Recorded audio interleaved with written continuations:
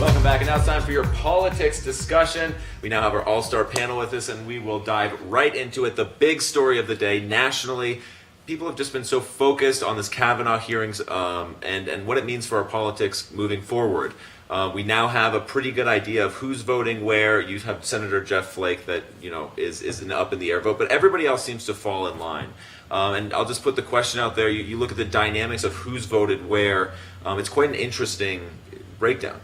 So.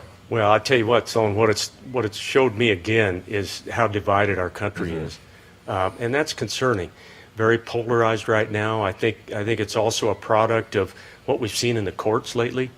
We in Wyoming know especially that, in our view, sometimes courts have overstepped a little bit, and I think that's all contributed to all the furor that you see back in Washington. Yeah. So let me go to Eric Franklin. What does this mean moving forward? How does the left, how does the right navigate this new? Right waters? now, it definitely looks like the Democratic base is very mobilized, very energized, particularly female voters, and be curious to see if he does get confirmed, if the Republican base also gets that level of energy. Hey, we've got to support our president moving forward. Well, as much as we've seen it on the left, we've also seen it on the right. We've definitely seen a lot of the anti-Trump movement on social media. We've seen polling where you had some senators, such as Heidi Heidkamp, who was maybe 2 or 3 points behind in our neighbor state, North Dakota. Now she's 10 points behind because of her no. Well, we can speculate, but because we think it's because of her no. That's obviously a red state, but you see that gap closing.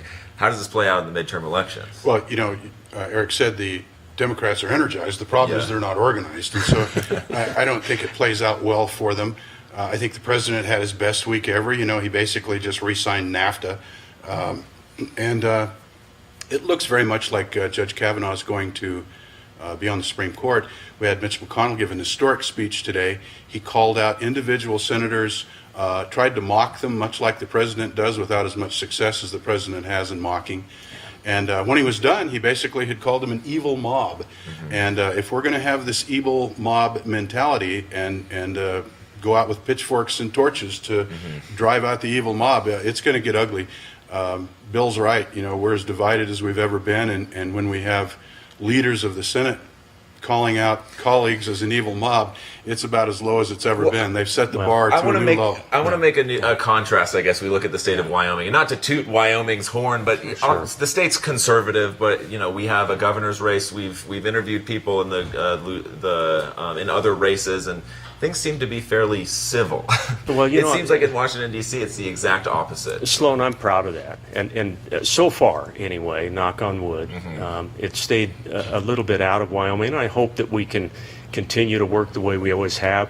Wyoming is a place that you do reach across the aisle. We don't always agree with everything, but we always stay late, and we always shake hands at the end of the day, and we try to do what's best for the state of Wyoming. And so we're very fortunate in Wyoming to have that sort of civility. And Frank's right, that's disappearing quickly back in Washington. We're going to have to leave it there. I'll give you a quick last word, but we got to go. I'm going to say in a number of races in other states, what we've seen is the voters have held the candidates to that civility.